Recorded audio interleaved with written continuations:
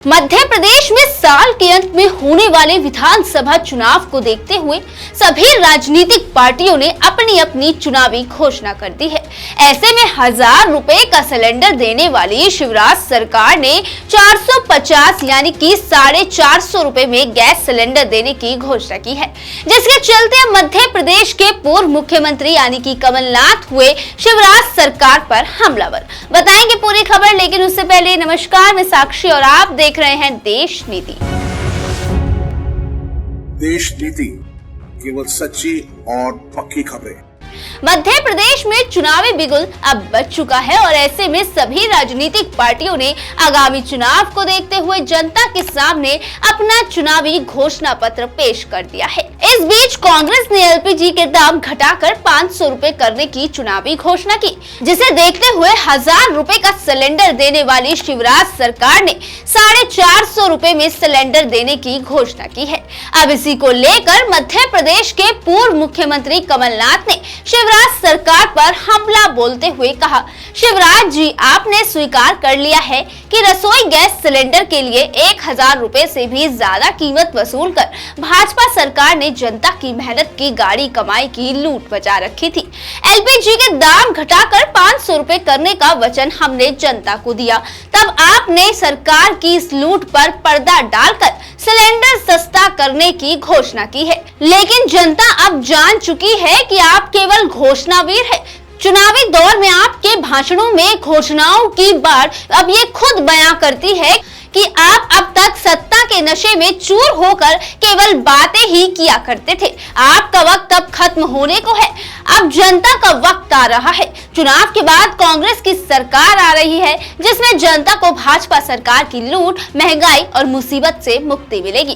देखिए, वैसे देखा जाए तो महंगाई, बेरोजगारी देश में ये दो ऐसे मुद्दे हैं जिससे न केवल एमपी की जनता बल्कि पूरे देश की जनता परेशान है। लेकिन सरकार इन मुद्दों पर गौर करने की बजाय इन्हें हमेशा नजरअंदाज करती आई है और करती रहती भी है। लेकिन अब चुनाव से पहले शिवराज सरकार की बड़ी बड़ी घोषणाएं आप खुद देख लीजिए, जिसमें सस्ते सिलेंडर, शिक्षकों का मासिक मानदेय दोगुना, पीड़ित प्रतिकर योजना 2023 लागू करना, 10 लाख रसोइयों को लाभान्वित करने का वादा किया जा रहा है।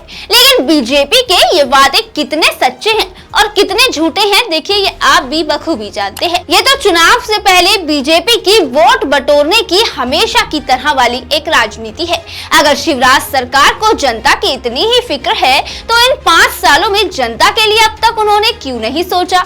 अभी जब चुनाव करीब है तभी शिवराज सरकार को अचानक जनता की क्यों याद आ रही है भाई? और वैसे भी देखा जाए तो इस समय एमपी में बीजेपी की हालात सबसे ज्यादा खराब मानी जा रही है।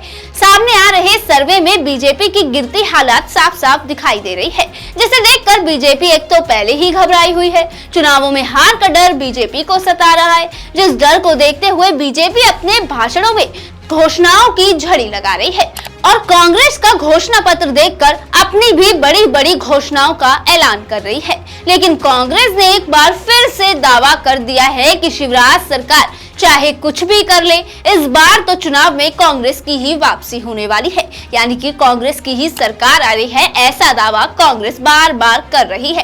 वैसे आपको क्या लगता है, क्या बीजेपी बड़े बड़े चुनावी वादे करके एमपी की सत्ता में अपनी वापसी कर पाएगी? कमेंट सेक्शन में हमें जरूर बताइएगा और ऐसी ही तमाम खबरों के लिए सब्सक्राइब करें हमारे चैनल देश नीति को।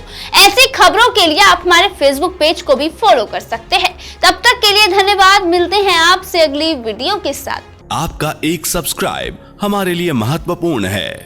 देश नीति को अभी सब्सक्राइब करें और बेल आइकन को दबाना ना भूलें।